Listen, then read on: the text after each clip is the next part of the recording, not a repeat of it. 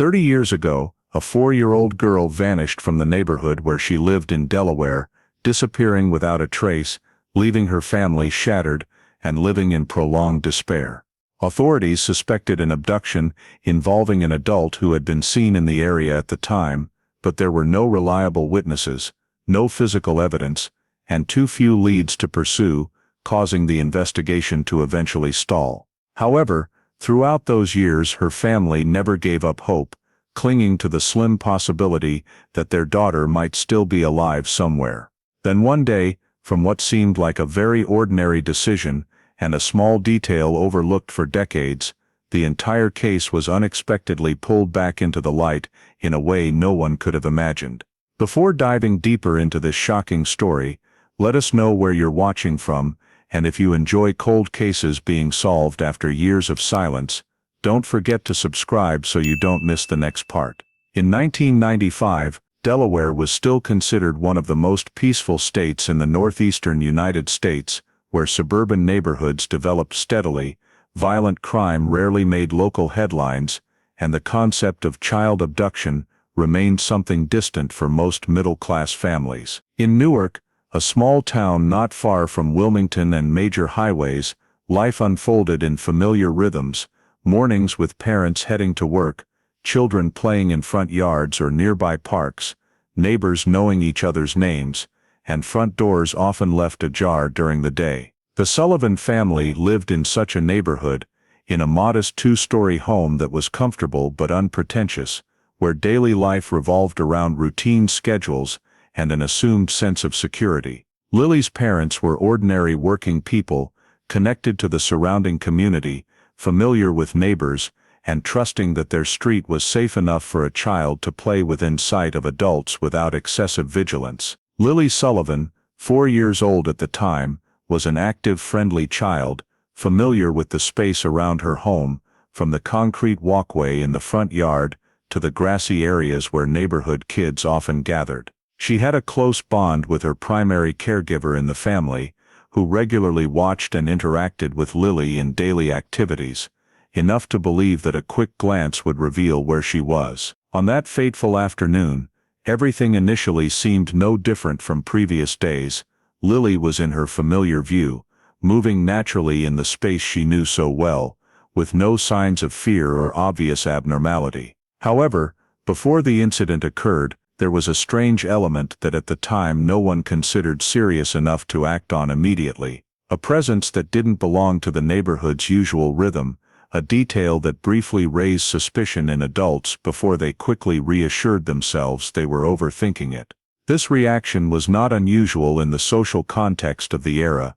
when trust in community safety often overrode instinctive caution. The period when Lily was no longer under initial supervision was seen as a minor interruption, a moment the family assumed she had just gone farther than usual, or to another familiar spot. This hesitation, stemming from habit and belief that no real threat existed, created a critical gap in the first minutes. When Lily did not reappear after a short time, the family began searching in the most natural way, calling her name around the house, checking familiar spots, asking nearby neighbors, expanding the search within the neighborhood, in hopes she was just out of sight. The atmosphere gradually shifted from normal to tense as each familiar location was ruled out, and Lily was nowhere a 4-year-old would typically go. The neighbors questioned could not provide definitive information, only vague memories of having seen Lily earlier or noticing nothing unusual. Unease began to spread as time passed without any clear sign that Lily was still nearby.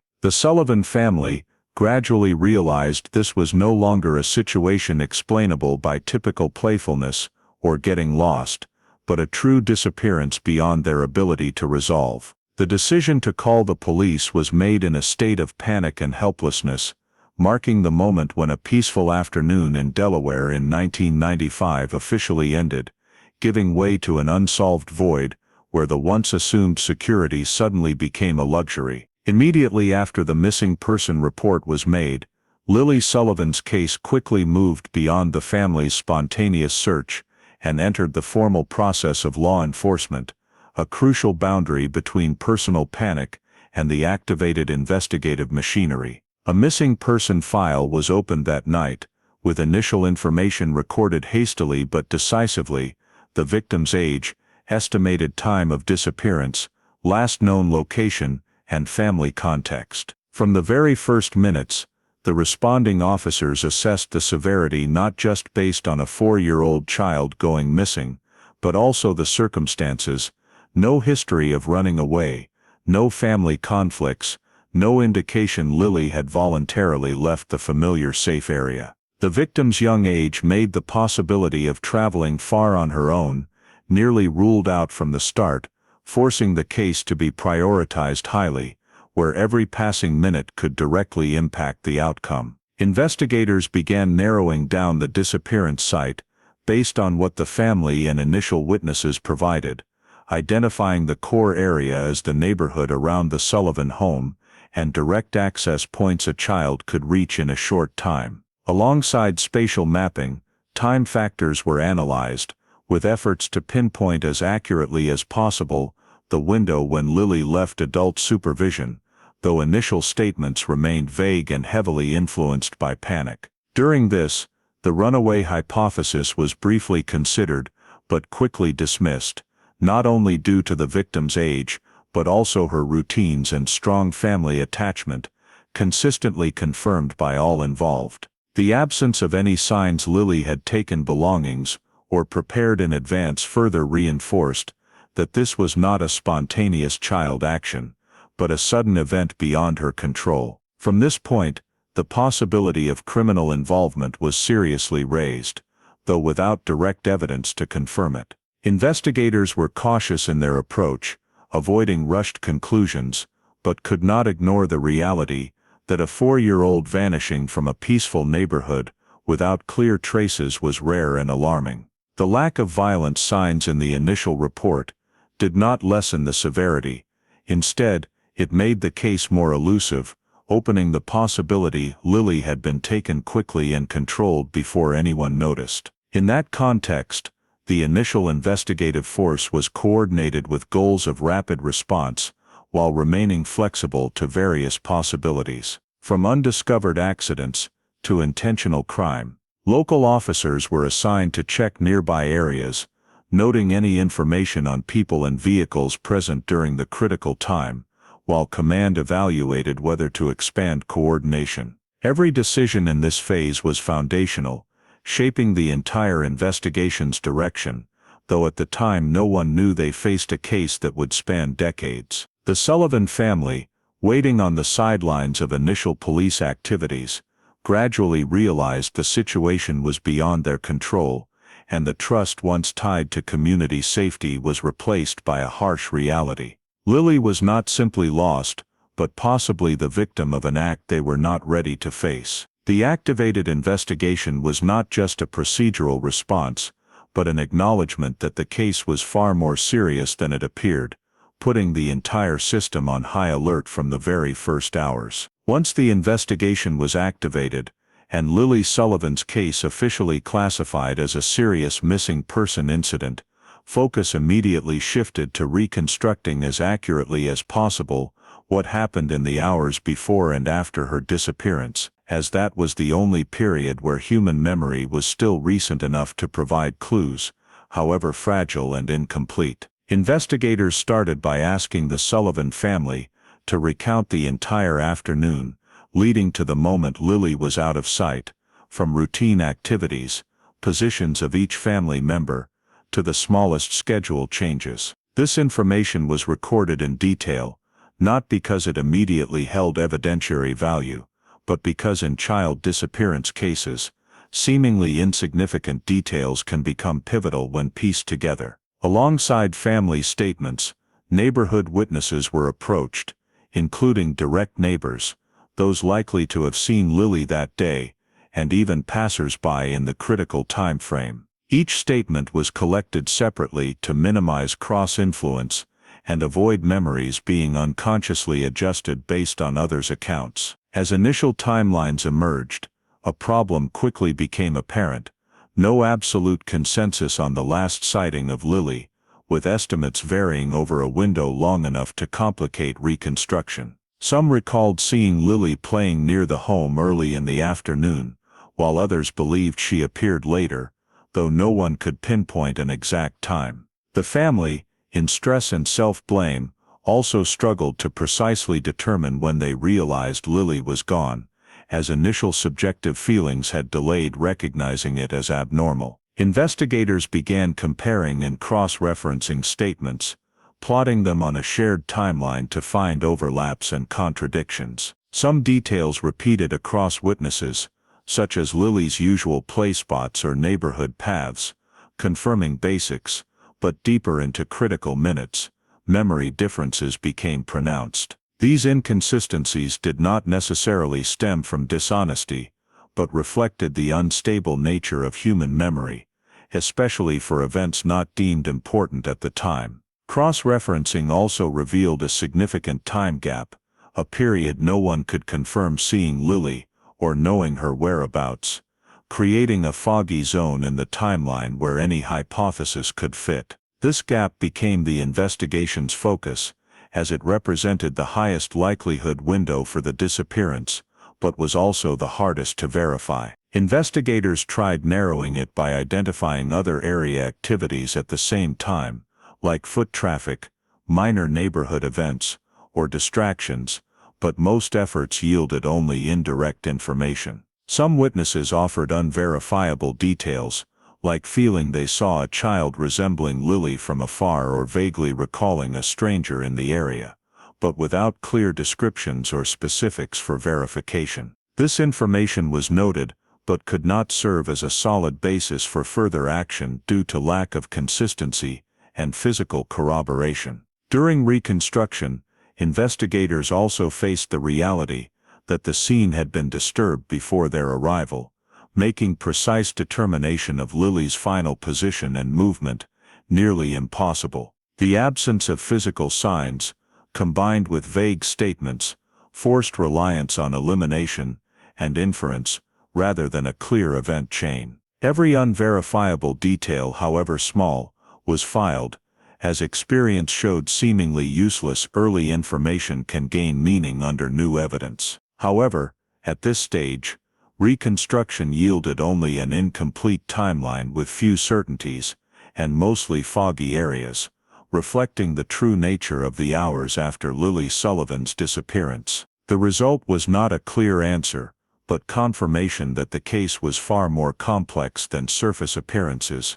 and that the initial hours, though carefully reconstructed, left too many gaps for uncertainty, laying the groundwork for an investigation facing information shortages from the very first steps. The fact that the timeline had been reconstructed, yet still contained an unfillable gap, forced the investigation to move beyond the scope of analyzing statements and shift to large-scale field operations, where every possibility had to be examined in parallel rather than waiting for a decisive clue. The official search operation was launched with coordination between local police, state-level support forces, and controlled mobilization of volunteer resources, forming a structured search system that replaced the scattered nature of the initial efforts. The search area was no longer limited to the vicinity around the Sullivan home, but was expanded based on what the reconstruction had suggested, including reasonable routes of movement for a 4-year-old child,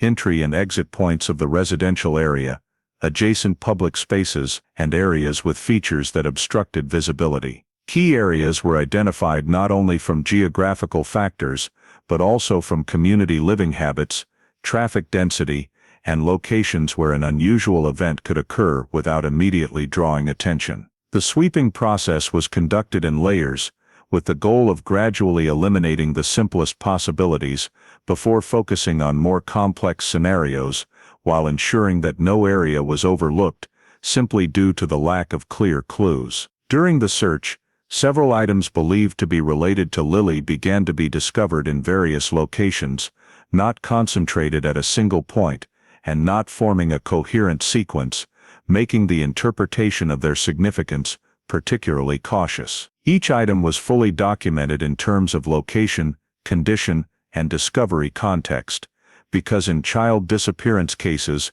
the uneven distribution of objects can carry multiple interpretations, from signs of natural movement to the possibility of external interference. The inability to definitively establish a direct connection between these items and the moment Lily disappeared made them both a fragile source of hope and a factor prone to causing noise, forcing investigators to maintain a certain analytical distance rather than hastily assigning them conclusive value. Parallel to the field search activities, the main hypotheses of the case were pursued simultaneously, reflecting the pressure to maximize every piece of information in a context where time was passing quickly. The possibility that Lily had an accident was examined through sweeping high-risk areas, while the lost child hypothesis was cross-checked against the realistic movement capability of a 4-year-old and the distance that could be covered within the established time frame. At the same time, the possibility of third-party involvement increasingly weighed heavier in internal analysis,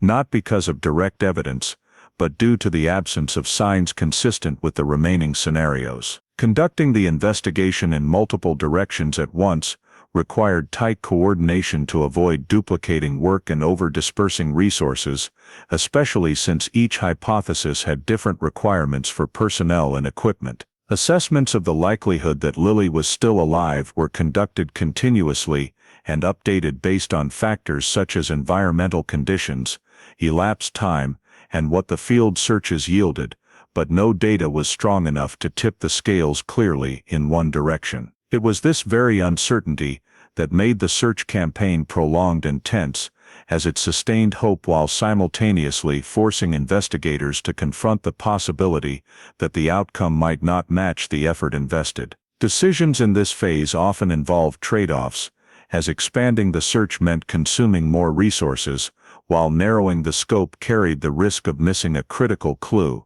The pace of the search accurately reflected the nature of the case, where urgency was not accompanied by clear progress, and every step was taken in a state of both hope and caution. Although the hypotheses were examined in parallel, and the search area was significantly expanded, what was achieved was primarily eliminative rather than confirmatory, showing that Lily Sullivan's disappearance did not follow the familiar patterns that investigating forces often rely on. This phase concluded with an increasingly clear reality that despite the scale and intensity of the parallel search and investigation efforts, the scene and available data still refused to provide a definitive direction, leaving the investigation in a state of prolonged tension, where every possibility remained open, but none was strong enough to become the solution. The lack of a clear breakthrough from the field searches and parallel investigation forced the focus of the inquiry to shift to the next step of screening and elimination, where investigators began systematizing all the people and factors that had appeared in the space around the time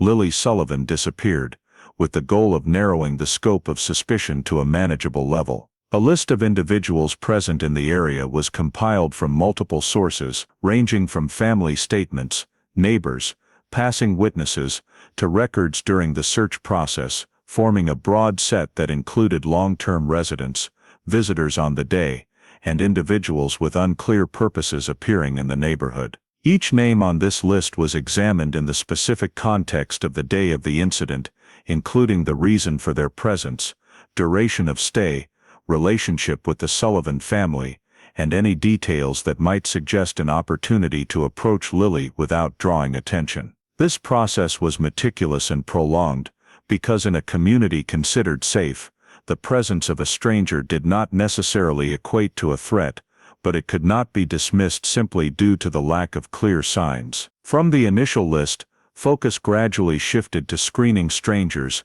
and unfamiliar vehicles reported in the area, especially those appearing during the time gap identified by the reconstruction. Descriptions of vehicles, though often vague and lacking detail, were cross-referenced to find common points, while reports of strangers were analyzed to determine whether they reflected the same individual or merely unrelated scattered impressions. This screening encountered many difficulties because most descriptions were not specific enough to identify individuals, and differences in witnesses' memories made accurate reconstruction nearly impossible. Nevertheless, investigators continued to record and categorize each piece of information, because in similar cases, persistence in handling small details sometimes led to unexpected breakthroughs. Parallel to screening people and vehicles, criminal records in the area and surrounding regions were also checked, focusing on individuals with histories related to violent acts, child abuse, or offenses indicating high risk. This list, though not directly linked to the scene, was still considered an important part of risk assessment, as it provided context about individuals capable of committing similar crimes if given the opportunity. However, cross-referencing these records with the reality of the neighborhood did not yield clear results, as no individual matched both witness descriptions and had a direct connection to the area at the time Lily disappeared. This forced the investigation to confront an unacceptable reality. Despite expanded data and thorough screening, no suspect emerged naturally from the process. In that context, the possibility of a targeted abduction was raised as an increasingly noteworthy hypothesis in internal analysis, not because of verified evidence, but because it explained many missing elements in the other hypotheses. A quick controlled action leaving no clear traces fit with Lily disappearing without signs of struggle or accident, while also explaining why wide-area search efforts yielded no specific results. However, this hypothesis also posed difficult questions, as it required the presence of an individual or group bold enough and knowledgeable enough about the environment to act without detection, something not easily occurring in a quiet neighborhood where people knew each other. Investigators therefore had to carefully weigh considering this hypothesis as a primary direction against avoiding unfounded speculation, a thin line in cases lacking direct evidence. Each individual on the suspect list was evaluated based on opportunity, motive, and means, the three basic factors in criminal behavior analysis, but no case combined all three sufficiently to allow stronger investigative measures. The lack of sufficient grounds to detain or deeply interrogate any suspect became a major obstacle, as it limited the ability to delve deeper into the hypotheses under consideration, and forced the investigation to continue operating in a preventive, rather than offensive state. The absence of a clear subject also affected the psychology of the investigating team, as every narrowing effort seemed only to lead to new dead ends, repeating the sense of uncertainty that had appeared from the first hours after Lily's disappearance. Nevertheless, investigators were compelled to continue the screening and evaluation process, because in the absence of physical evidence, or verified statements, maintaining an open suspect list was the only way to ensure no possibility was overlooked, simply due to lack of clear clues. The phase of narrowing down subjects and hypotheses thus did not yield a definitive conclusion, but only reinforced the awareness that Lily Sullivan's disappearance far exceeded common patterns, where no individual stood out enough to become the focus of investigation, and every hypothesis, no matter how reasonable, was kept in a temporary state, awaiting a new factor that could break the forming deadlock. The failure to identify a specific suspect after the subject narrowing phase pushed the investigation into a new state for Lily Sullivan's disappearance, where information no longer primarily came from the scene or direct relationships in the neighborhood, but began arriving from outside with increasing intensity and widely varying reliability. As news of the case spread, tips from the public poured in continuously through various channels, from phone calls and letters to direct reports submitted to authorities, creating a massive data stream where each item had to be received and processed according to procedure. Each tip, whether stemming from goodwill or genuine concern, carried the potential that it might relate to Lily, forcing the investigating team to avoid casually dismissing any information from the outset. However, upon entering the verification stage, reality quickly revealed that most of these leads lacked the necessary accuracy, with descriptions not matching in age, appearance, or circumstances, or sighting times inconsistent with the reconstructed timeline. The process of eliminating unreliable leads thus became a heavy and prolonged task, requiring each piece of information to be cross-checked with existing data, from initial statements to field search results, before concluding it held no investigative value. In many cases, these leads arose from natural human misremembering, where vague recollections of a glimpsed child were linked to Lily's image due to media influence and the community's shared anxiety. Such tips, though not intentionally disruptive, consumed a large amount of time and resources, as each verification direction required investigator presence, site checks and interviews with involved parties. As the number of leads increased, allocating personnel became increasingly difficult, as the investigating team had to split to handle multiple directions in parallel, while none showed clear signs of a breakthrough. This resource dispersion gradually revealed its downside, as investigators no longer had enough time to thoroughly pursue one specific direction, but were forced to continually shift from one lead to another amid the non-stop flow of tips. Some investigative directions were opened based on initially reasonable information, such as reports of suspicious vehicles in the area or strange individuals with unusual behavior, but upon thorough verification showed no connection to Lily or the time she disappeared. These non-progressive results gradually accumulated, creating the feeling that the investigation was circling in a confined information space, where hypotheses were tested and successively eliminated without leaving a new direction. In that context, the risk of missing real investigative opportunities began to emerge, not due to lack of information, but because of too much competing information vying for priority processing. Some small details, if examined more closely at the time they appeared, might have led to more important questions or suggested a different scenario, but were buried among a series of similar tips. The information overload made identifying which leads deserved priority more difficult, especially without a suspect or dominant hypothesis to serve as an anchor for evaluation. Investigators were forced to make quick decisions about continuing or stopping each direction, while fully aware that any choice carried the risk of oversight. This phase was thus characterized by constant tension between the desire for comprehensive coverage and the need to concentrate resources, an equation with no clear solution under conditions lacking verified evidence. As time passed and the number of leads yielding no specific results grew, the feeling that the investigation was being driven more by noise than by facts became evident, forcing authorities to confront the reality that not all information held equal value, even if it all stemmed from goodwill. This phase of leads, noise, and misdirections not only slowed the search for Lily Sullivan, but also left long-term consequences for the investigative structure, as resources had been considerably depleted, and some opportunities may have passed in the early days without full exploitation. The pressure from the volume of noisy leads and investigative directions that yielded no results increasingly exposed a stark reality.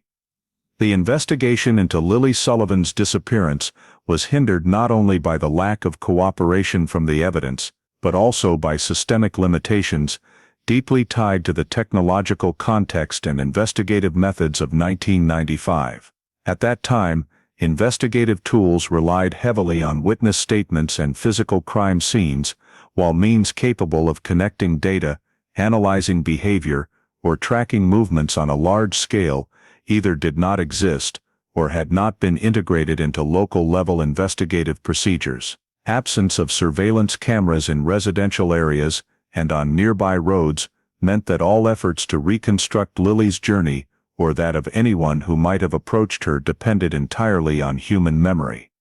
a source of information inherently prone to distortion over time and heavily influenced by psychological stress. Compounding this, the ability to collect and process DNA evidence in the mid-1990s remained in its infancy, especially in disappearance cases without clear signs of violence, leaving the scene devoid of biological samples valuable for analysis. The lack of usable DNA meant the investigation was deprived of an objective verification tool, forcing reliance on indirect inference and elimination, a method prone to deadlock when the foundational information was already ambiguous from the start. The shortage of supporting data was also evident in the absence of interconnected databases for missing children as existed later, making cross-referencing reports from different areas slow and inefficient, particularly as the search scope tended to expand beyond the initial locality. In this context,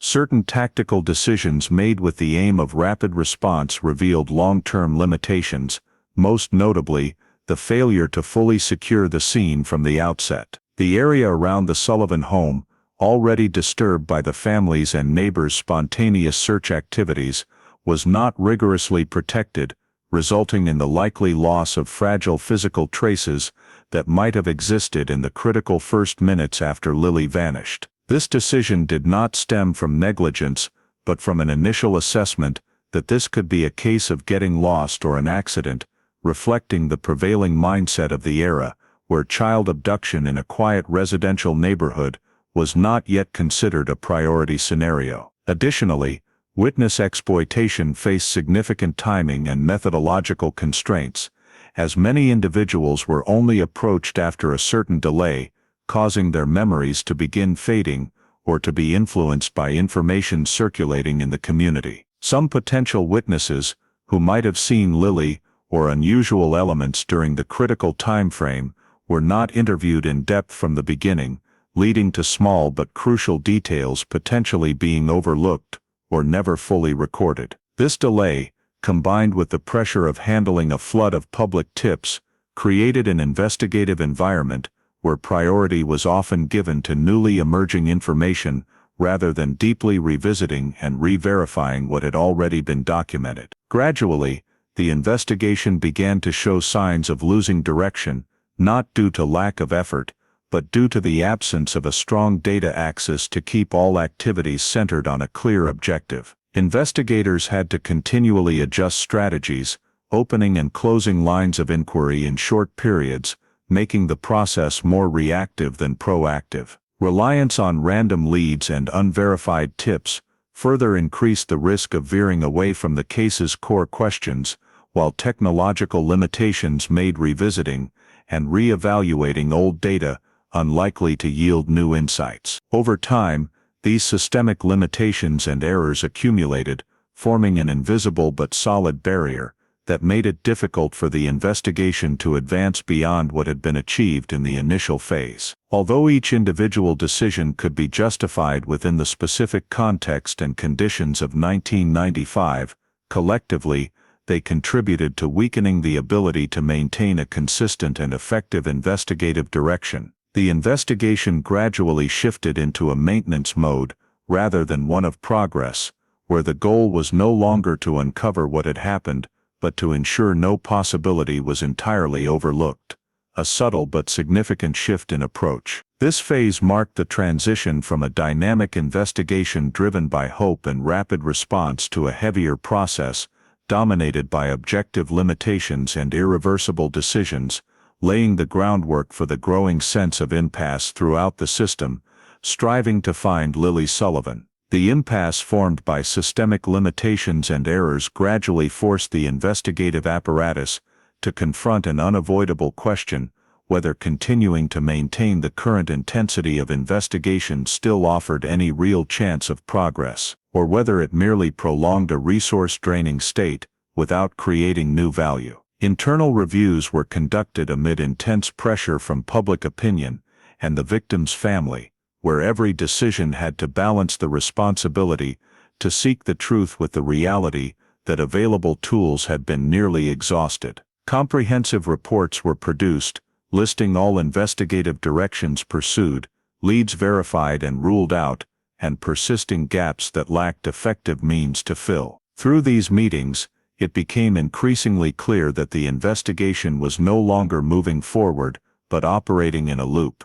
where old hypotheses were re-examined without new evidence to support them, while other possibilities existed only as unverifiable speculation. Maintaining a fully active investigation under such circumstances not only burdened the resources of the authorities, but also created expectations that were difficult to meet for the Sullivan family, who continued to await a concrete breakthrough. From these assessments, the administrative decision to shift the file to inactive status was made as a strategic choice rather than an abandonment, reflecting the understanding that pausing active investigation did not mean completely closing the door to finding the truth. This decision was formally recorded in the system, marking a change in the case's legal status, where Lily Sullivan remained listed as missing, but was no longer on the list of daily active investigations. The legal implications of cold case status were twofold. On one hand, it acknowledged that at that point there were no viable leads to continue intensive investigative activities.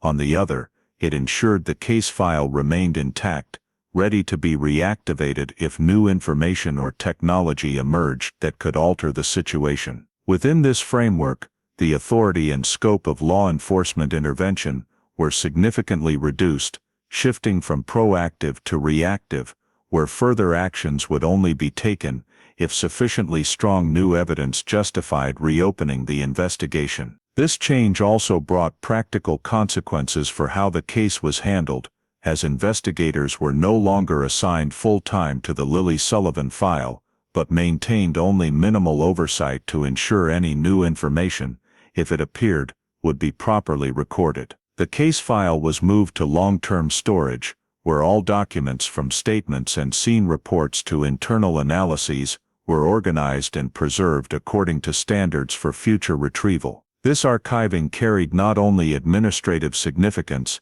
but also served as an acknowledgement that the case had entered a different phase, where time became the central factor, both an obstacle and the only potential agent of change. For the Sullivan family, cold case status represented a second shock, as hope for a swift resolution was replaced by indefinite waiting, even though legally the case was never considered closed. Within the investigative agency, the decision brought no sense of relief, as it was tied to the recognition that some cases exceed the system's capacity to resolve at a given time, despite the effort and good faith of those involved. Cold case status was therefore not an endpoint, but a necessary pause, where the case was placed in a state of waiting for intervention by factors beyond direct control, such as scientific advances, changes in data, or the emergence of new witnesses. However, this very transition also imposed clear limits, as authorities no longer had the initiative to pursue suspects or conduct broad investigative measures without new grounds,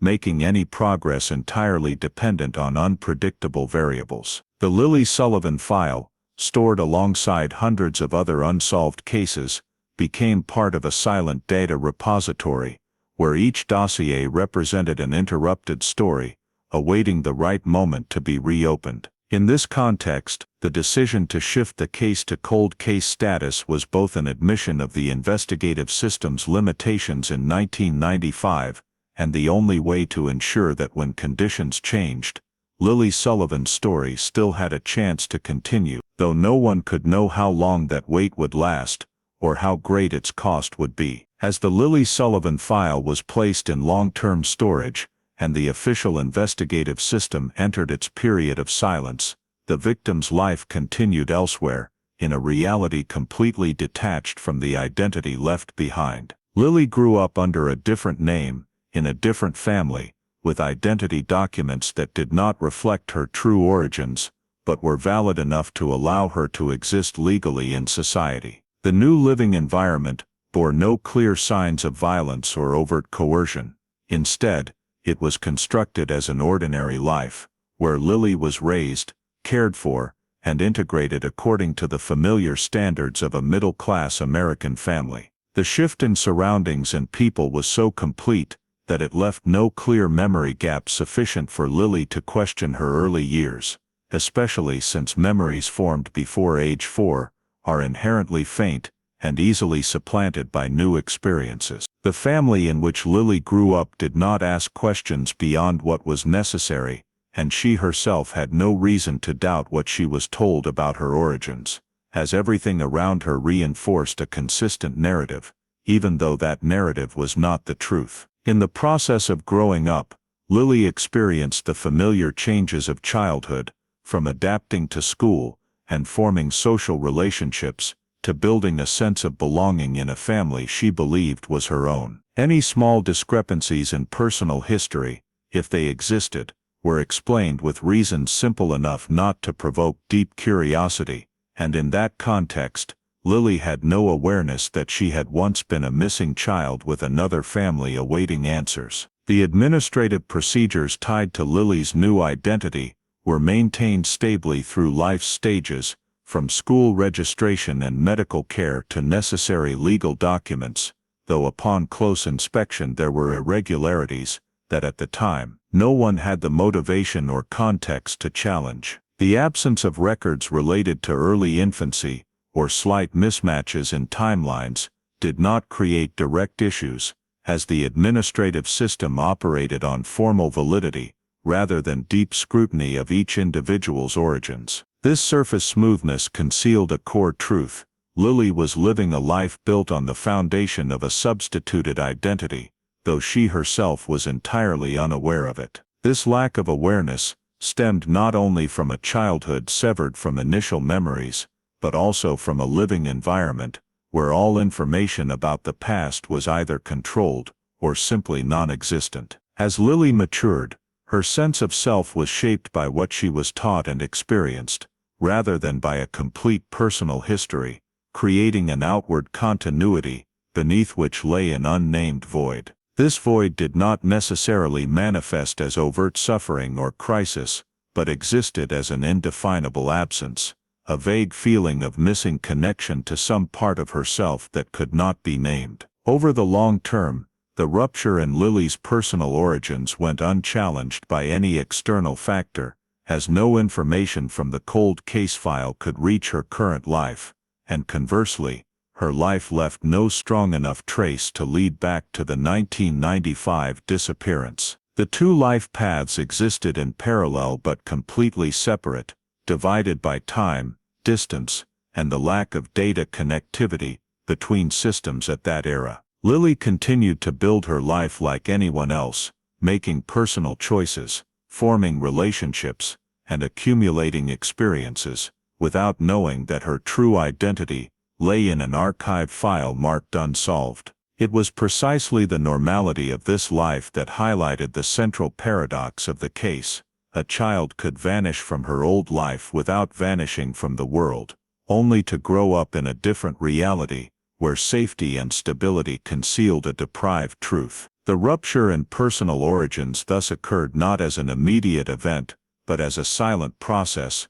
where each passing year further solidified the new identity and blurred the possibility of recognizing the true past. At a certain point, that past became not only hidden but alien, even to Lily herself, because it had never been part of the story she lived and remembered. While the legal and investigative system had placed the Lily Sullivan file in a state of waiting, the victim's life continued moving forward, carrying a persistent but invisible deficit, where the question of personal origins had never been asked, nor had it ever had the chance to be answered. Lily's life, under her new identity, continued to flow in that outwardly stable appearance until small, scattered, and not entirely clear details began to accumulate, forming a sense of discrepancy that no single element could fully explain. Lily's personal records, which had been used for years for ordinary administrative purposes, gradually revealed inconsistencies when examined more closely,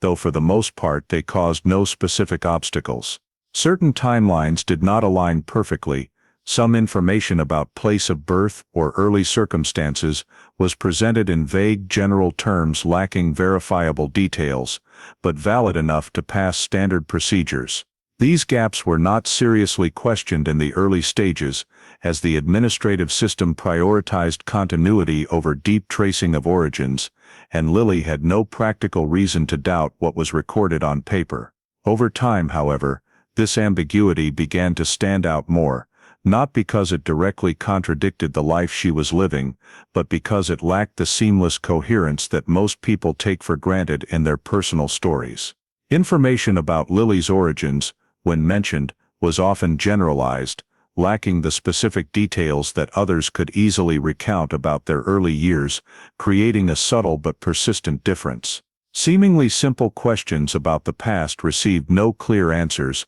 not because of overt concealment, but because those answers seemed never to have existed in complete form. Minor contradictions in documents began to emerge when Lily had to deal with procedures requiring more detailed information, where data from different sources did not fully match, necessitating technical explanations to maintain validity. These explanations, though reasonable on the surface, did not dispel the feeling that something was not entirely right, a feeling that was elusive but impossible to ignore. This inconsistency did not immediately lead to a crisis, but existed as a silent background, where unanswered questions were set aside due to lack of concrete evidence to pursue. For much of the time, Lily accepted the incomplete fragments of her personal history as normal, having no reference point for comparison or deeper suspicion. Yet this enforced normality highlighted the difference between Lily's story and the personal stories of those around her, where family memories and legal documents typically reinforced each other. The small contradictions in records were not enough to trigger an official review, but sufficient to plant seeds of doubt about her identity, a doubt not voiced but quietly shaping how Lily viewed herself. This sense of uncertainty did not stem from a specific event, but from the repetition of situations where answers to questions about origins always stopped at the general or evasive level. The prolonged ambiguity turned Lily's past into a gray area, neither fully concealed nor illuminated, existing parallel to the present without forming a unified narrative. In this context, doubt about her identity did not erupt as a shock but formed gradually, like a vague realization that her personal history lacked an important part. These signs of discrepancy, though not strong enough to alter Lily's daily life, accumulated over time, creating a mild but constant psychological pressure where each unanswered question added another layer of instability to her sense of self. The inconsistencies in personal records, unclear origin information, and document contradictions, when placed together, did not form clear evidence of a hidden truth, but were enough to shake the belief that everything had unfolded in natural order. In this state, Lily stood between two realities, a stable present life and an unverifiable past, where the signs of discrepancy existed as faint but persistent signals, indicating that the story of her personal origins might be far more complex than what was recorded on paper and recounted over the years. The subtle signs of discrepancy accumulating in records and personal memory did not cause Lily's life to veer in a sudden direction. Instead, they existed parallel to her growth under the different identity, creating two overlapping streams of reality that Lily herself could not clearly separate. On the surface, Lily grew up like any other child in the environment she believed was her family, experiencing the familiar milestones of childhood and adulthood, from forming social relationships and developing personal interests to building future aspirations. The identity she carried was fully recognized by society, allowing her to study, work, and participate in community activities without significant obstacles, reinforcing the sense that her life was built on a stable foundation. However, running alongside this process were long-term psychological effects that were not easy to identify, stemming from the lack of continuity in her self-narrative, where questions about origins and early life had no clear answers. Lily carried no specific memories of her earliest years, which is not uncommon for young children, but in her case, this absence was not compensated by family stories or preserved materials,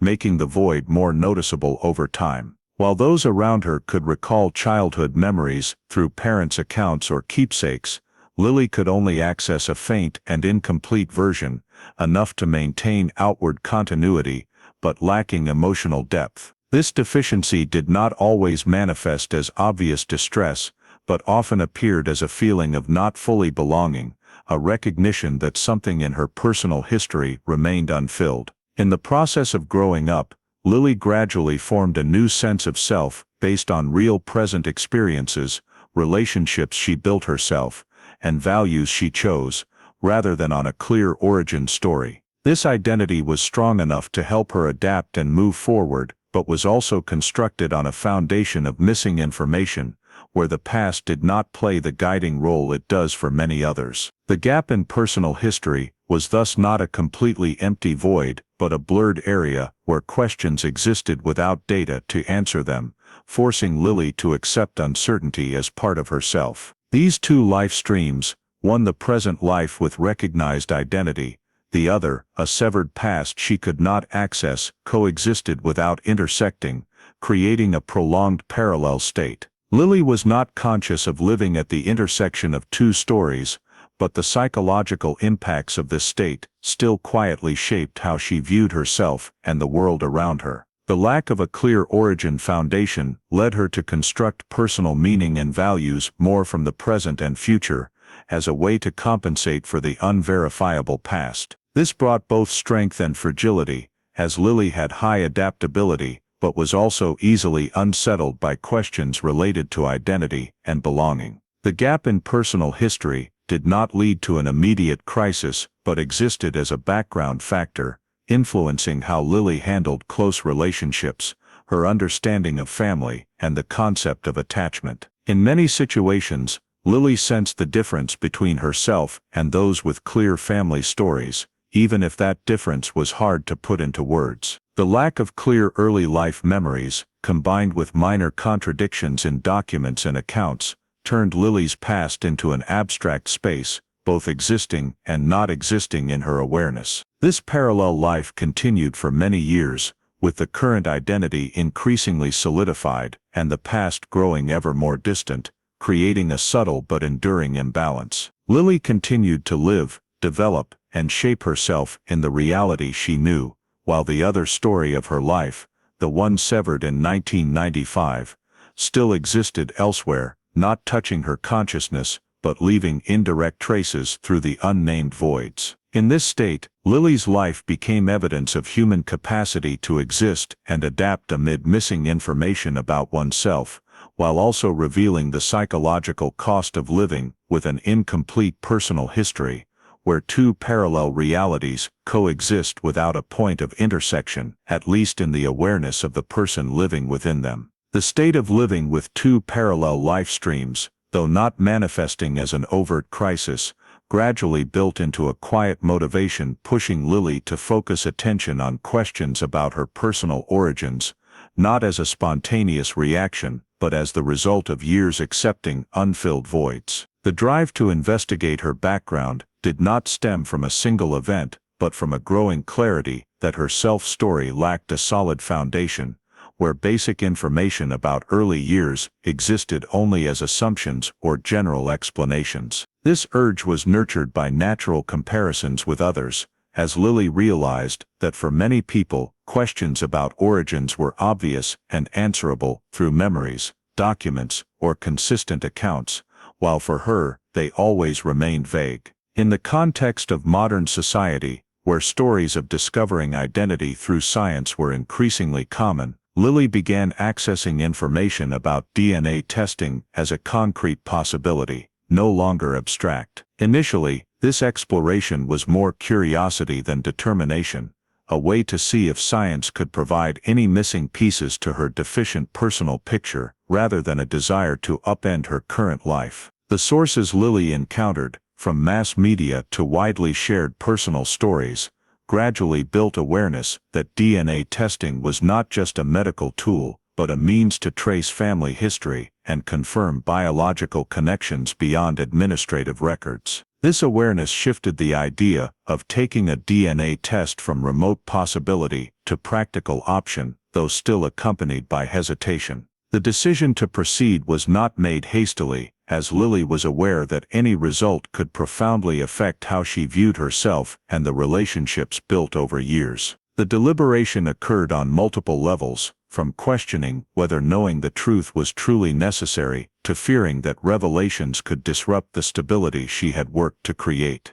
However, alongside these hesitations was the sense that continuing to live in ignorance was also a burden, as each passing year widened the gap between present and unverified past. Lily's initial expectations for the DNA test were not dramatic but modest, centered on hoping for a reasonable explanation for minor record contradictions and origin ambiguity. She was not seeking a sensational story, but hoping for biological connections sufficient to clarify the family picture, even at a general level. Preparing to face results thus involved not just procedural readiness, but a psychological process where Lily had to accept the possibility that discoveries might not bring immediate reassurance. This preparation included mentally rehearsing various scenarios, from results offering little new information to findings raising more questions than answers. In this process, Lily also confronted the worry that investigating origins might be seen as denying or doubting the family that raised her, even though her true motive was simply to better understand herself. Balancing gratitude for the present with the need to seek truth about the past became a complex inner equation, requiring Lily to define boundaries between respecting what she had and her right to know her own origins. When the final decision was made, it did not take the form of rebellion or severance, but a cautious step, taken with awareness that regardless of outcome, this investigation was necessary to resolve doubts that had lingered too long. Accessing the DNA test, from choosing the method to providing the sample, proceeded as a technical process, but for Lily, it carried profound symbolic meaning, marking the first time she actively confronted questions about origins rather than accepting ambiguity as inevitable. In the days awaiting results, expectation and anxiety coexisted, not at a climactic level, but as a constant background state, where Lily hoped for answers while preparing for the possibility that revelations could further complicate her personal story. This preparation was not about controlling outcomes, but ensuring she could receive information calmly, without letting it completely shatter what she had built in the present. The decision to investigate origins was thus not merely a personal choice, but a pivotal shift in Lily's journey of self-awareness, where she first systematically questioned her own history, accepting that truth, whether simple or complex, held more value than prolonged ambiguity.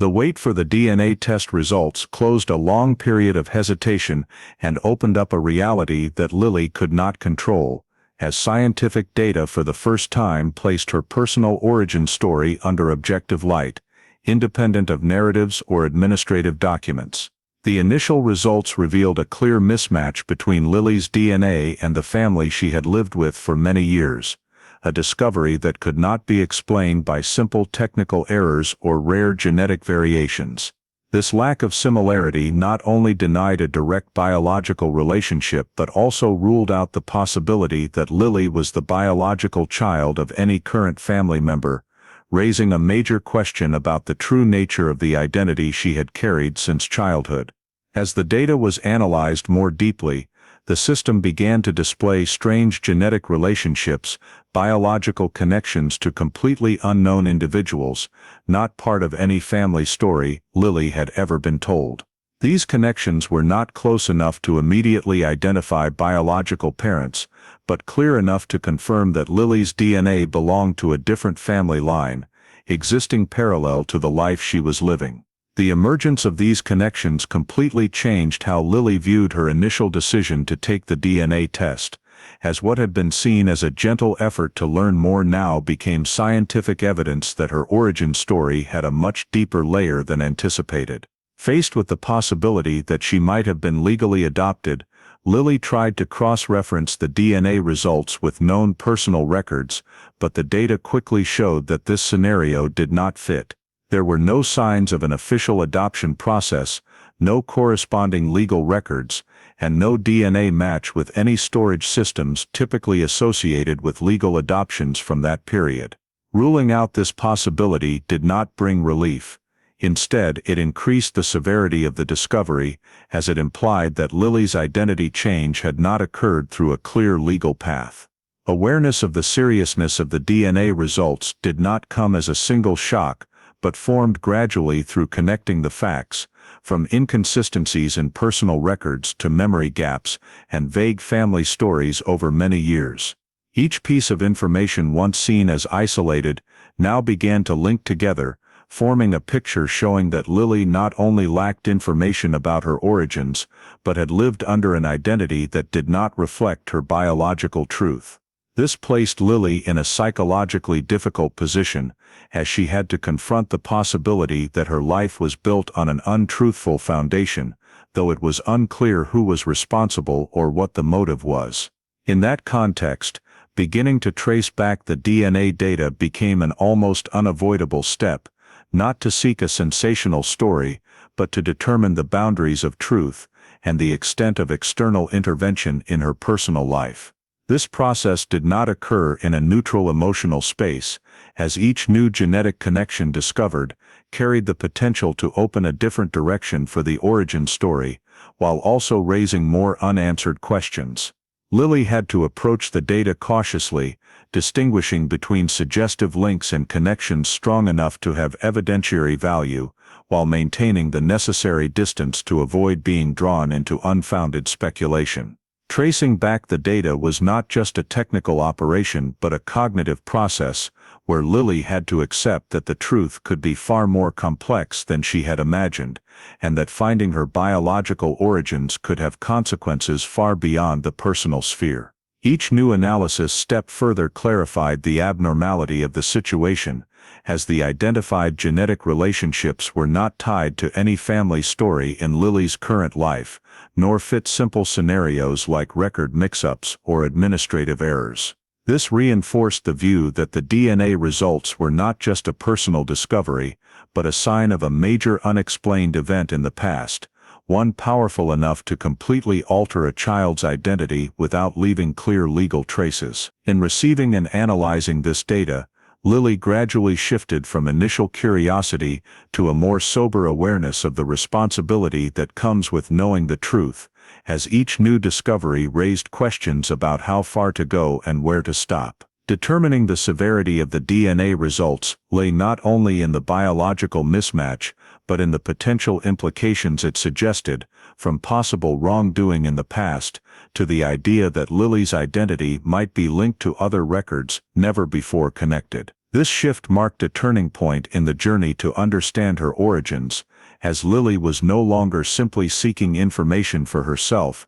but facing a larger picture, where DNA data became the key to questions extending beyond the personal realm, though at that time she could not yet fully envision what lay ahead. From the moment the abnormality of the DNA results was clearly established, analyzing the DNA matches became the sole focus that could provide a specific direction, as biological data for the first time allowed tracing origins in a way that documents and memories could not. The genetic connections were sorted by closeness, with special attention to those strong enough to indicate blood relations within a few generations, though not directly pointing to biological parents. This analysis required patience and a systematic approach, as each DNA match did not exist independently but only gained meaning when placed within the network of other relationships, where family branches intersected and diverged along lines not easily recognizable. As the data was cross-referenced,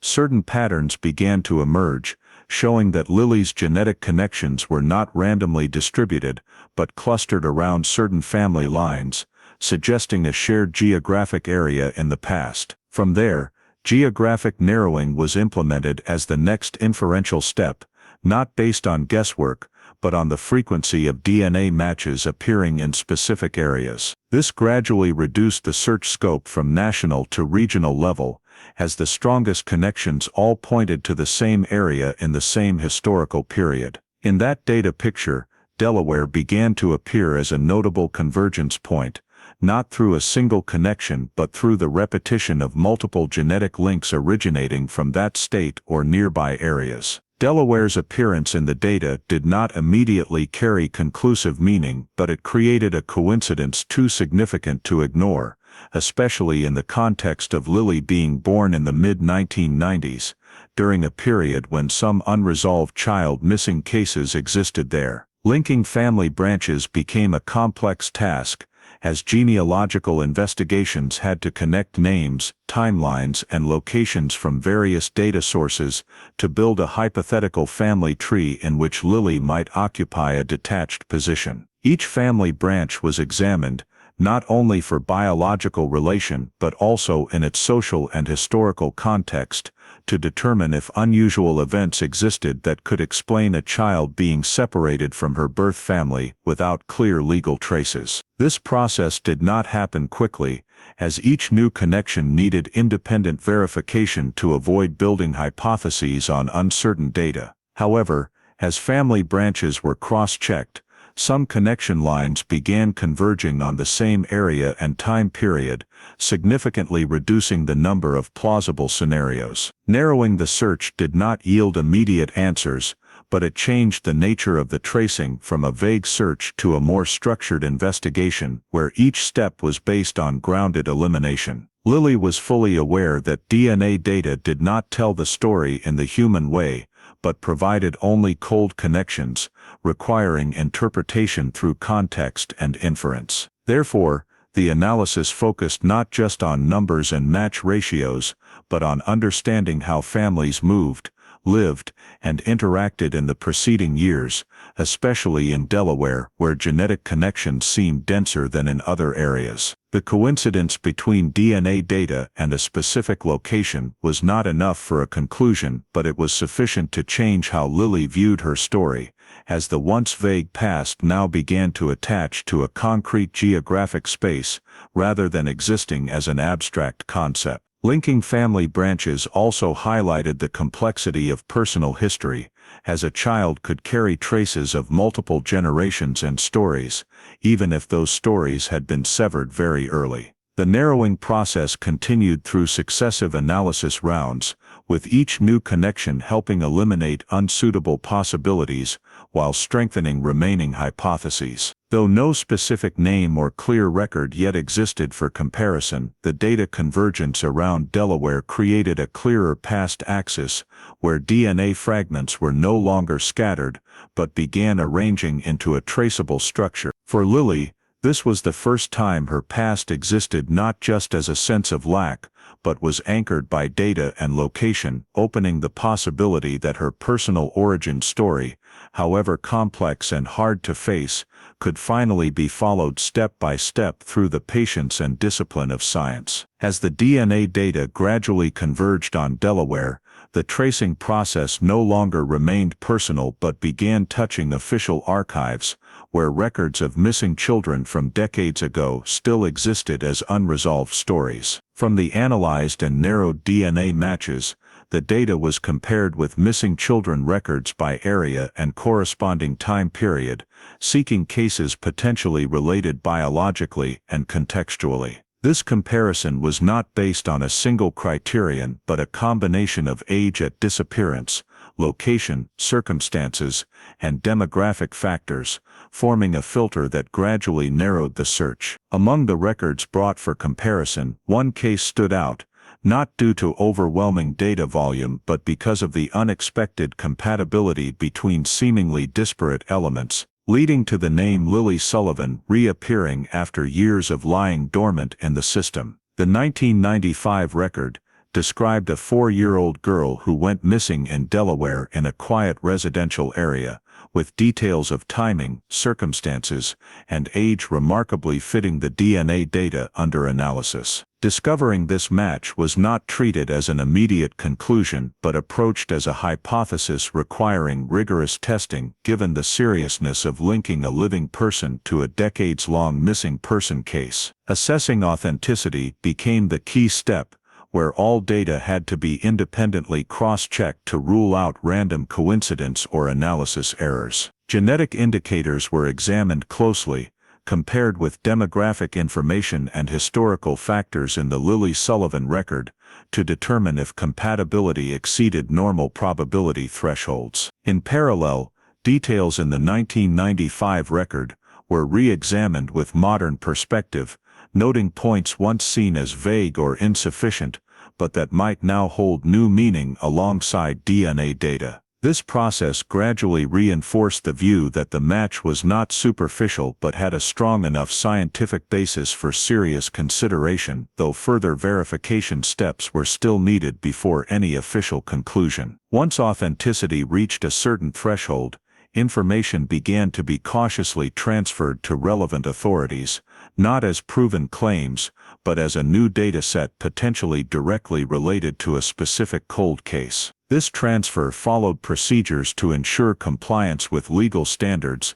as any error could harm both the investigation and the lives of those involved. For authorities, the new information represented not just the chance to resolve an old case, but also the responsibility to re-evaluate the entire matter under modern technology and methods. Internally, the 1995 Lily Sullivan case was pulled from dormant status in preparation for possible reopening, a process requiring thorough legal, administrative, and investigative review. This preparation did not occur hastily, but with high deliberation, as deciding to reopen a decades-old cold case meant acknowledging that what was once seen as dead-ended might now have a resolution, at least partially. Old documents were reviewed for readiness for new investigation, while DNA data was seen as the primary catalyst connecting past and present. For Lily, the resurfacing of the 1995 case was not just progress in her origin journey,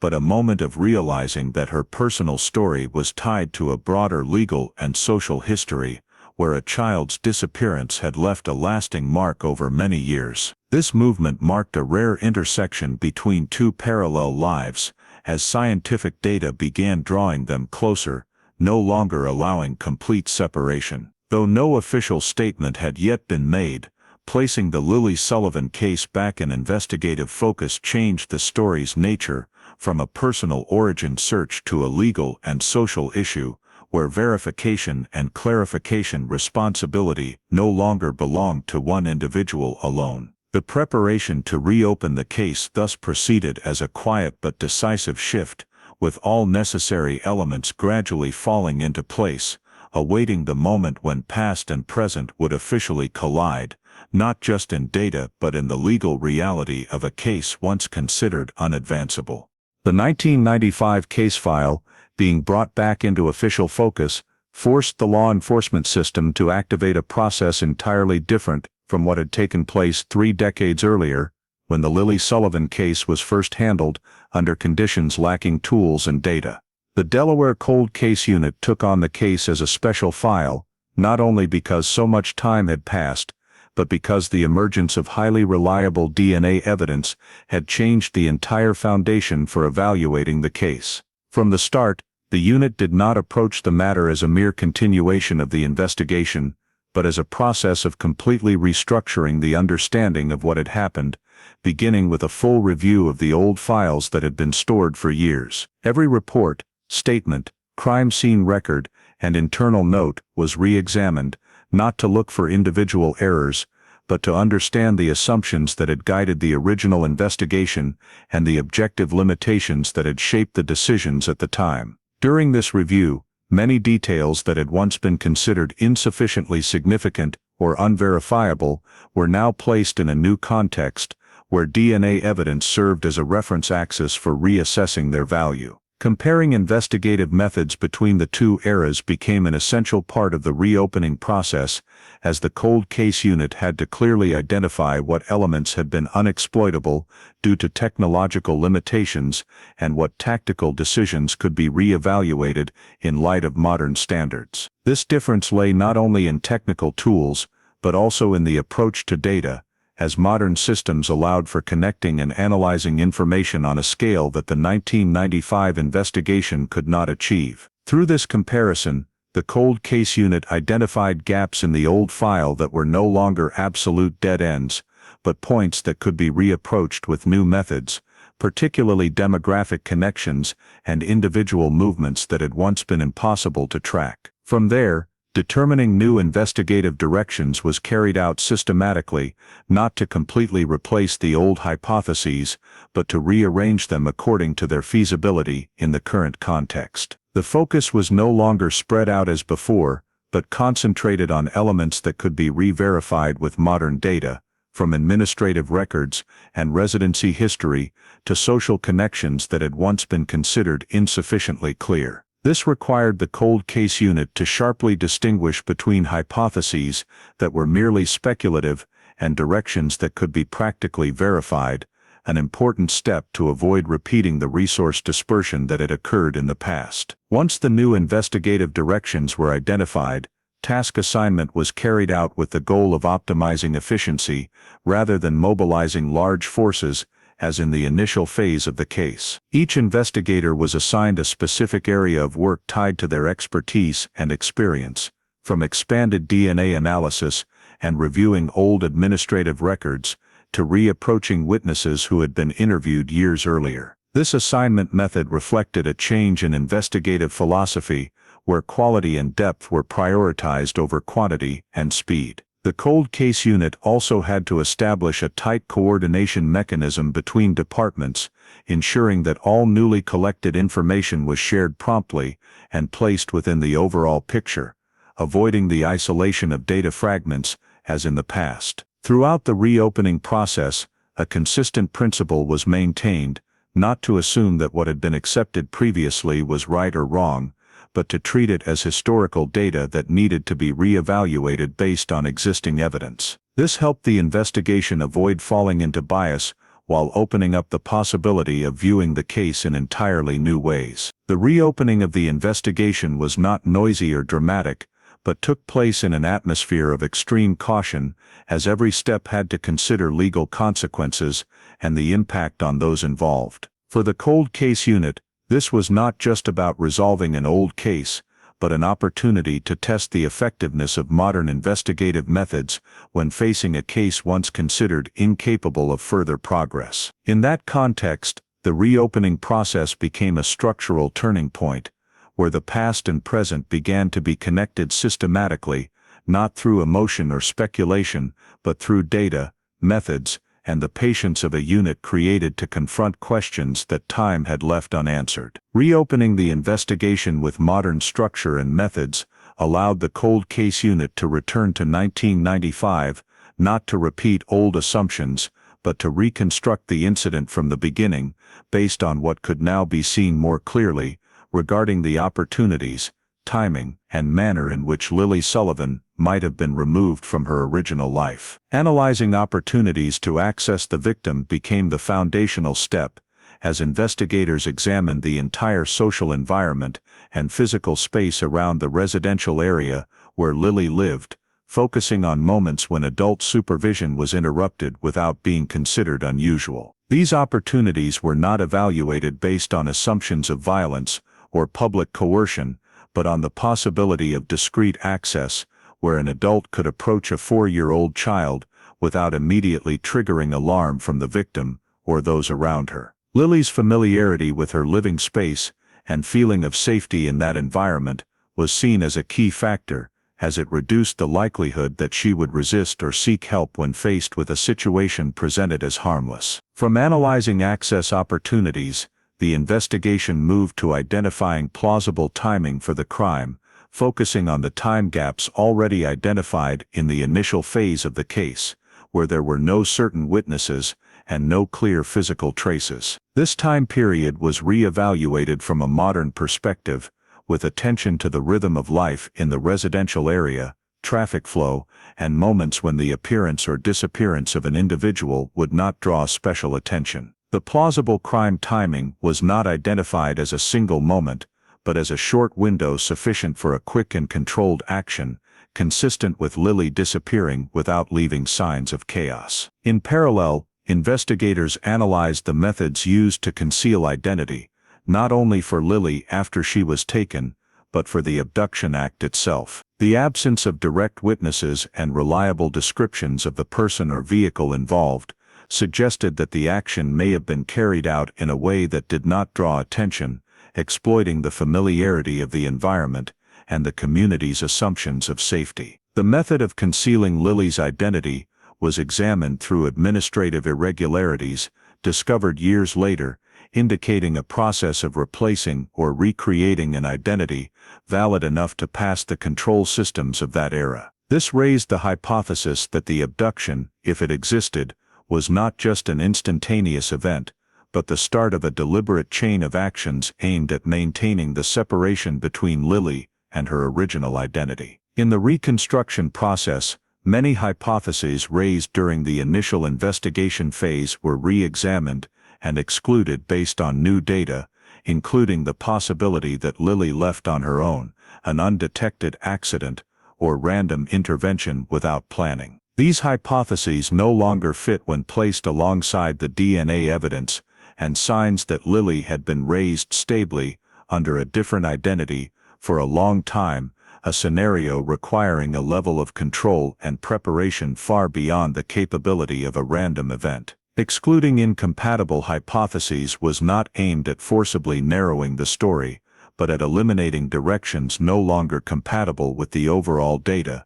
helping the investigation focus on truly worthwhile possibilities. From this process of analysis and exclusion, the most reasonable scenario gradually took shape, not as a complete story, but as a sequence of conditions and actions that could consistently explain what had happened. This scenario assumed that Lily had been approached in a non-suspicious context, at a time when supervision was interrupted, and taken away in a manner that left no clear physical traces, then quickly placed in a new environment with a replaced identity. The importance of this scenario lay not in pinpointing every detail exactly, but in its ability to simultaneously explain many elements that had previously contradicted in earlier hypotheses, from the traceless disappearance to Lily's legal existence in society for many years. The cold case unit approached this scenario as an analytical tool, not a final conclusion,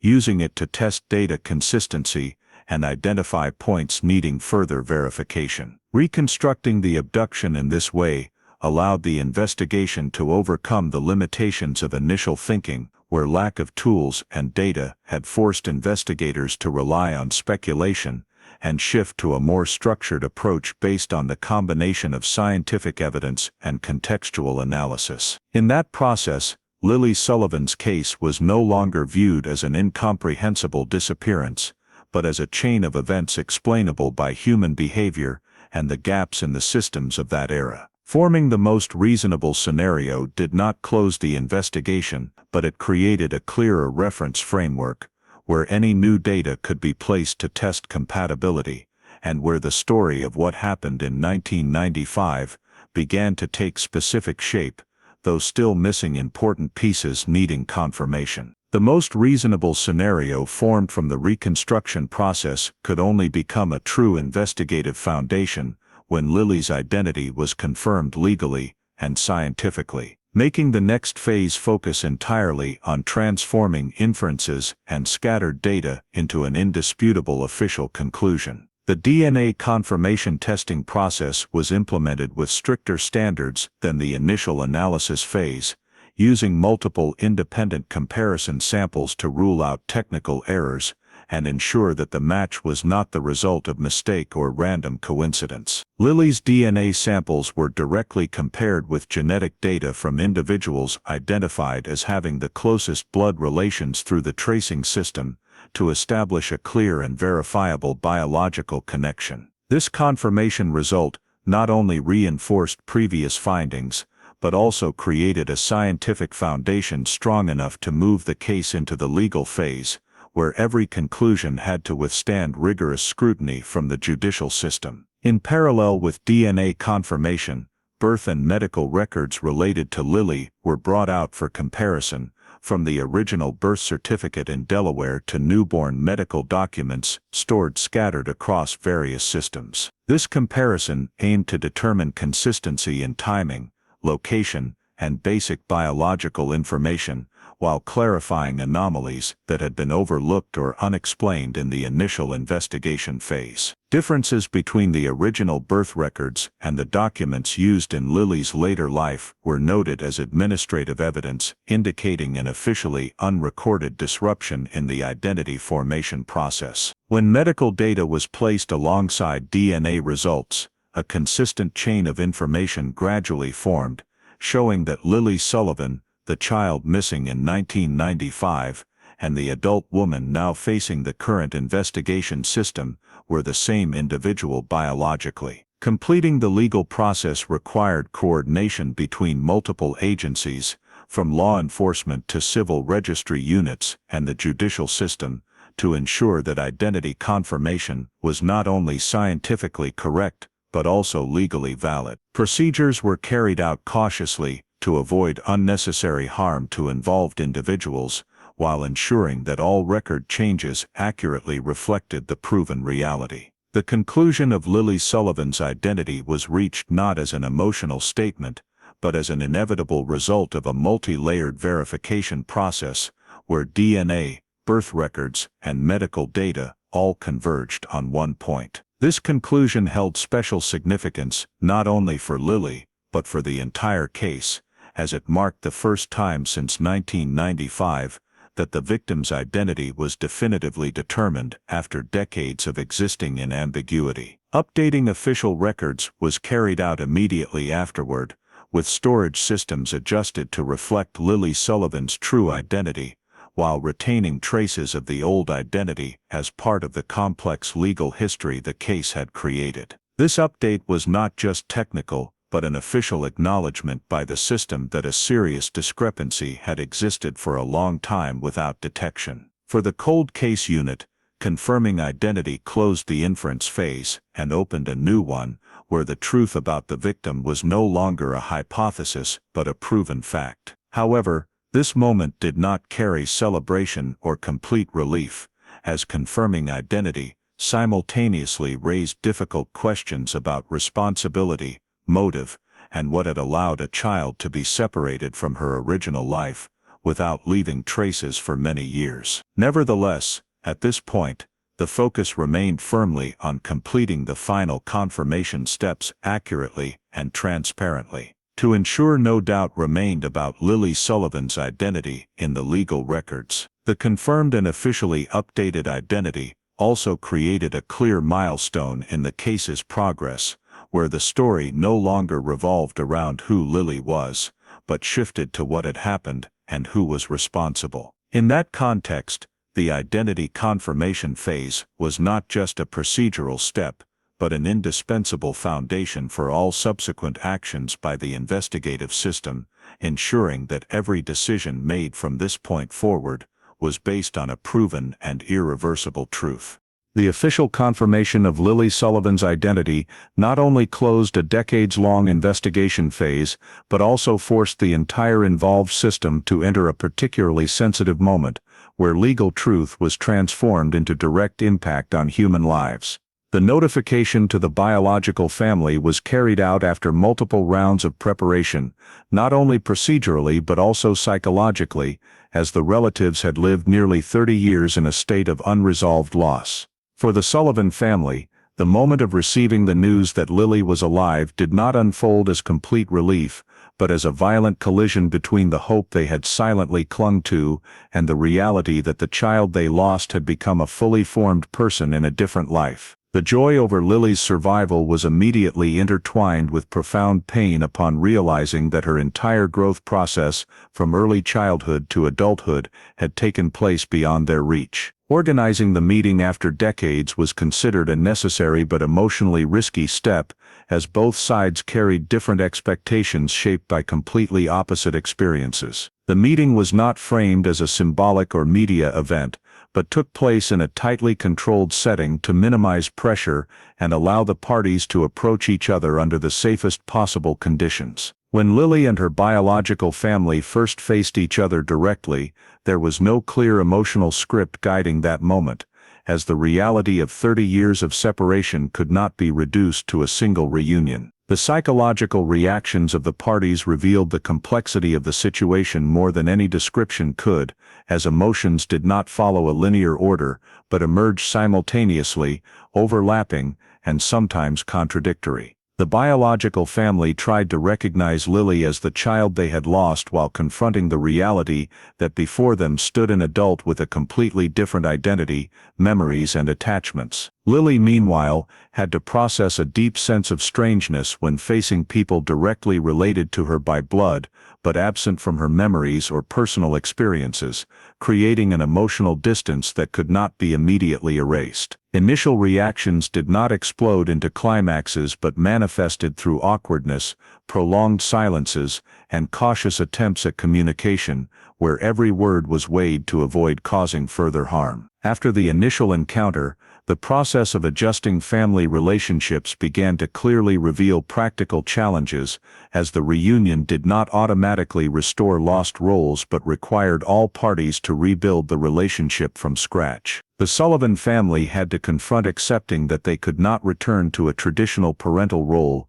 as Lily already had her own life, with irreplaceable attachments and responsibilities. Lily, at the same time, had to find a way to reconcile biological truth with her formed identity, where acknowledging the biological family did not mean denying the life she had built over many years. This adjustment did not occur within a clear framework, but through small interactions, tentative exchanges, and necessary silences for each side to define their own emotional boundaries. The post-reunion reality quickly showed that meeting again was not the end of the pain, but sometimes made the losses more concrete, as the years that had passed were no longer abstract concepts but present in every unshared story. Lily had to confront questions of belonging, not just biologically, but emotionally and socially, as adding a family did not automatically bring a sense of completeness, but also created new internal conflicts. The biological family also had to adjust their expectations, learning to be present in Lily's life without imposing roles or demanding compensation for lost time. Psychological support was maintained for all parties to help them process complex emotions, from joy, regret, quiet anger, to hard-to-express feelings of injustice. The post-reunion reality was not romantic or idealized, but shaped by very specific human limitations when facing the consequences of a prolonged separation. Relationships had to be rebuilt step by step, with the acknowledgement that not all wounds could be healed, and not all questions had satisfactory answers. Nevertheless, the reunion still held profound meaning, not because it provided a perfect ending, but because it ended the state of not knowing that had lasted for years, allowing the parties to begin a new phase based on truth rather than assumption. Lily Sullivan and her biological family entered the post-reunion reality with the awareness that their relationship would not resemble any familiar pattern, but had to be shaped in its own way, respecting both the lost past and the existing present. In that context, reunion was not a single moment to remember, but a long process of adaptation, negotiation, and acceptance, where each side had to learn to live with the truth that time could not be turned back, but each other's presence in the present could still hold meaning, even if incomplete. The post-reunion reality, with all its efforts at adaptation, emotional negotiation, and acceptance of what could be healed, did not close the case in a legal sense, but instead posed an unavoidable demand on the justice system to clarify criminal responsibility behind Lily Sullivan's disappearance in 1995. As family relationships entered a cautious redefinition phase, the cold case unit had to shift focus to the question that had hung unresolved for decades, no longer as an abstract hypothesis, but as a specific investigative task in a completely new context. Reviewing potential suspects was deployed on the basis of all updated data,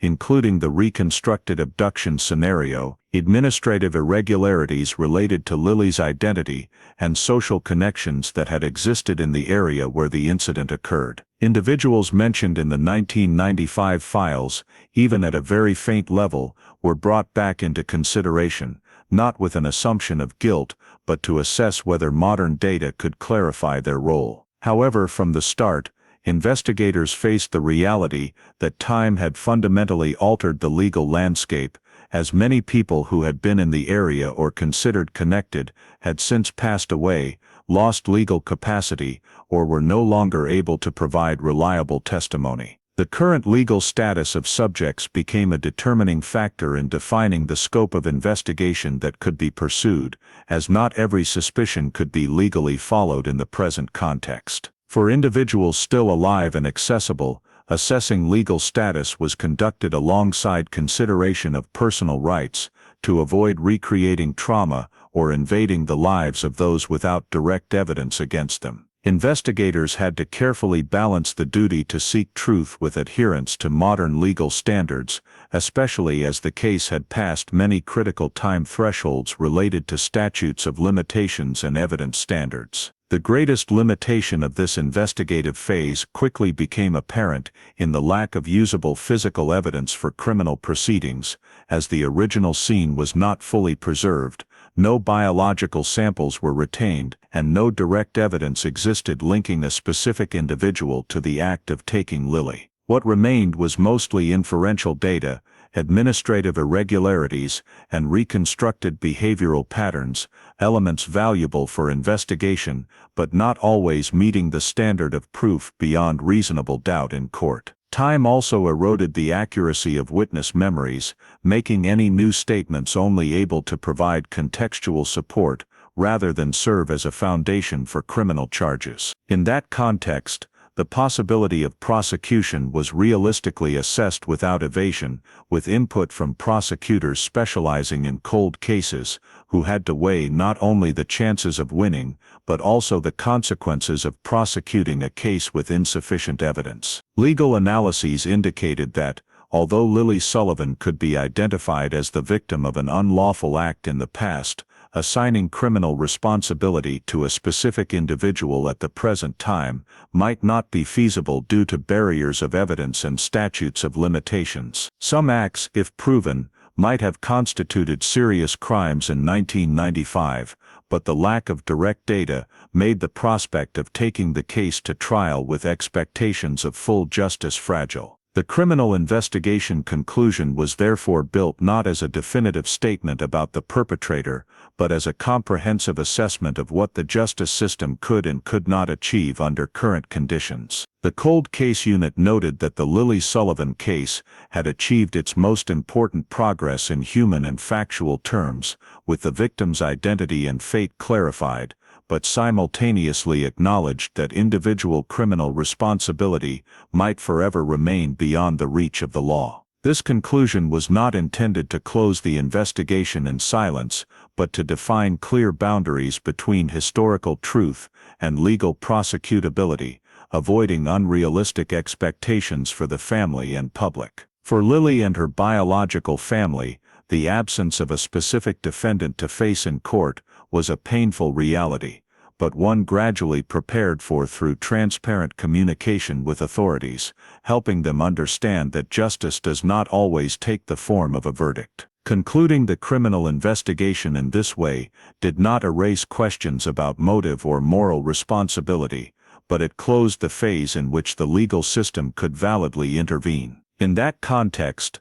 the Lily Sullivan case was recorded as a special instance in Delaware's cold case history, where truth about the person was found after decades, but criminal justice remained limited by the very factors that allowed the incident to occur and persist. The perpetrator investigation section thus did not end with a verdict, but with an official acknowledgement of the system's limits, emphasizing that while truth could be illuminated through science and time, not all wounds could be fully healed by the law. Closing the criminal investigation within the limits of evidence and law did not bring a sense of complete closure, but instead exposed a larger void, where core questions about the Lily Sullivan case remained like pieces that could not be placed in their final position. The first and most difficult question to answer concerned the abduction motive, as throughout the re-investigation, no sufficiently strong evidence existed to clearly determine whether the act of removing Lily from her biological family stemmed from personal intent, deviant psychological needs, a desire to appropriate a child, or a more complex scenario involving the perpetrator's social and personal circumstances. The fact that Lily was raised stably for many years under a different identity made hypotheses of immediate violence or direct harmful intent less convincing, but it simultaneously raised the question of who could have had enough determination and ability to maintain such a prolonged separation without leaving traces. The motive in this case was not just the initial reason for the abduction, but also the sustained choice to uphold it over time, despite legal and ethical risks, a matter the files could not provide a clear answer to. Parallel to the motive question was the issue of identity legalization, one of the most puzzling aspects when reviewing the entire case. Lily's legal existence within the administrative system for many years indicated significant gaps in identity verification processes of that era, but it did not clarify whether this legalization resulted from deliberate fraud or a combination of multiple minor systemic shortcomings. The documents used to build Lily's new identity did not bear signs of crude forgery, but were valid enough to pass routine checks, raising the question of whether there was knowledgeable intervention in administrative processes. However, the absence of formal adoption records and lack of traces of a clear legal procedure made hypotheses of organized involvement hard to confirm, leaving a gray area where individual action and systemic error intersected without clear separation. From there, a broader question arose about the possible existence of other victims, not just within Delaware's geographic scope but on a wider scale, as the same method, if successfully used once, could have been repeated in other cases never connected. The fact that a child could be taken and live under a different identity for decades without detection raised suspicions that Lily might not be the only case,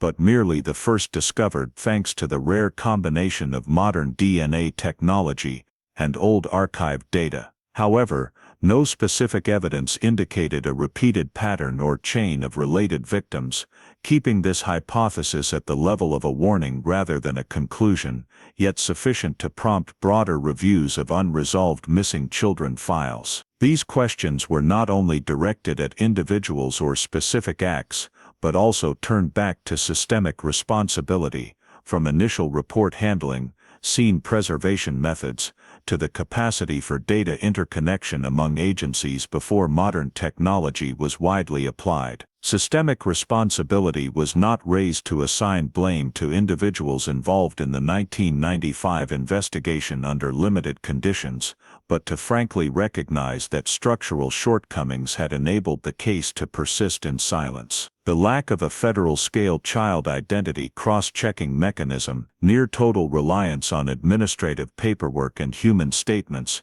and absence of biological tools like DNA created an environment where truth could be concealed, not through sophisticated action, but through the accumulation of small vulnerabilities. From that perspective, the Lily Sullivan case became an illustration of how the system, though unintentionally, could fail to protect the most vulnerable individuals, and how those failures were only exposed when technology and time allowed retrospect. However, even as questions about motive, method, and systemic responsibility were posed, there remained an insurmountable limit to truth, where some details may have been permanently lost along with time, memory, and non-existent physical evidence. The truth in this case was therefore not a complete picture but a collection of pieces assembled to the maximum possible extent, with gaps that had to be acknowledged rather than filled with speculation. Accepting the limits of truth did not mean resignation,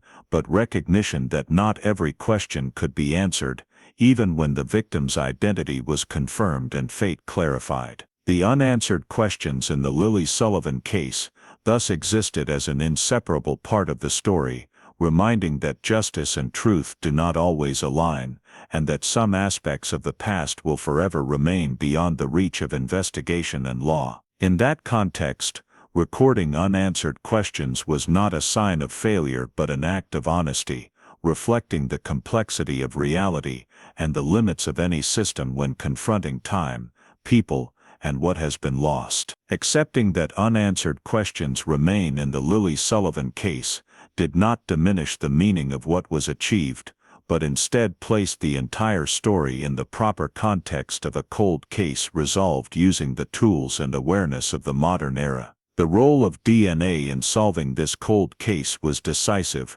not only because it provided scientific evidence to confirm identity after decades, but also because it created an entirely new investigative path, overcoming the limitations that had deadlocked the case since 1995. DNA did not replace traditional investigation, but added a layer of objective verification, allowing scattered facts to connect into a verifiable structure where human memory and administrative paperwork were no longer the sole sources of information. In Lily's case, genetic data not only helped identify who she was, but also clarified that her disappearance was not a random loss, but a systematic act that succeeded due to the era's gaps. From the perspective of missing children investigations, this case offered profound lessons on the importance of the first hours, scene preservation, timely witness exploitation, and especially systematic recording and storage of data for future cross-referencing. It showed that many decisions made under limited conditions cannot be judged by modern standards, but emphasized that improving processes, data integration, and technology investment are key to preventing similar tragedies. The long-term social significance of the Lily Sullivan case extended beyond one family or local community, contributing to changing how society views prolonged missing children cases, no longer as stories buried by time, but as files still capable of clarification with sufficient tools and determination. Finding a victim alive after 30 years sent a powerful message about the value of not giving up, while also imposing responsibility on public systems to maintain and update records, ensuring today's data could become tomorrow's key. For other families living in uncertainty, this case provided a form of realistic hope, not an emotional promise that every story has a perfect ending, but an affirmation that time does not necessarily have to be the enemy of truth. However,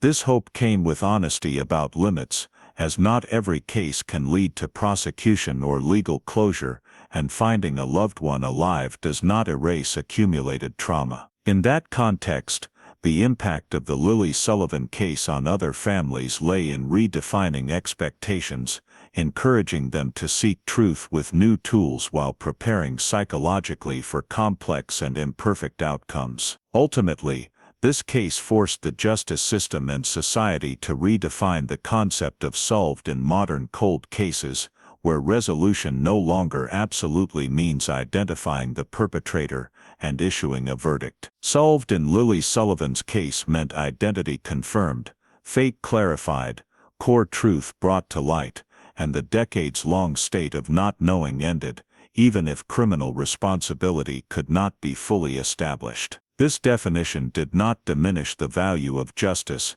but reflected a more mature approach to cases deeply affected by time, where the goal is not only punishment, but also restoring name, history, and identity to those deprived of them. Overall, the Lily Sullivan case became a milestone showing the intersection of science, investigation, and humanity, where DNA was not just a case-breaking tool, but a means to reconnect severed threads, even if unable to fully restore what was lost. The greatest significance of the case lay not in closing a file, but in opening a new understanding of justice in cold cases, where truth, though late, still holds value, and finding a person after decades is powerful evidence that even in the longest forgotten stories, there remains the possibility of being named and heard. The Lily Sullivan story reminds America today that a peaceful neighborhood does not mean immune to risk, and the lesson begins right from Delaware in 1995. Families trusted community safety, a moment of lost sight, an unusual factor overlooked due to hesitation, and a few minutes gap turned into a 3-decade void. In modern life, what can be applied very specifically is treat moments of hesitation as something to eliminate through family procedures. If a young child disappears from view, don't wait to look a little longer, call 911 immediately, describe identifying features right away, last seen direction of movement, and request exact time recording, because Lily's investigation itself was pulled into ambiguity when statements were vague and the scene was disturbed by spontaneous searching. The second lesson comes from the DNA part. Lily was found not by luck, but through genetic data combined with archived records. This suggests every family should proactively archive life, regular updated photos, basic medical information, identifying marks, scars, birthmarks, and for adults with doubts about origins like Lily, check foundational documents, birth certificate, newborn medical records, and consider informed DNA testing, respecting privacy, but aware that it can reveal truth. Finally, Lily's reunion shows that solve does not automatically heal. Therefore, in the American community, where psychological therapy is an important resource, treat post-trauma mental health support as part of the recovery plan, not a sign of weakness, so that the joy of being found does not turn into new trauma. If you believe every story, like Lily Sullivan's, deserves to be retold so no one is forgotten, please subscribe to the channel and turn on notifications to join us in continuing to follow cold cases brought to light. Thank you for staying until the end, and see you in the next video, where truth, even if late, always holds value.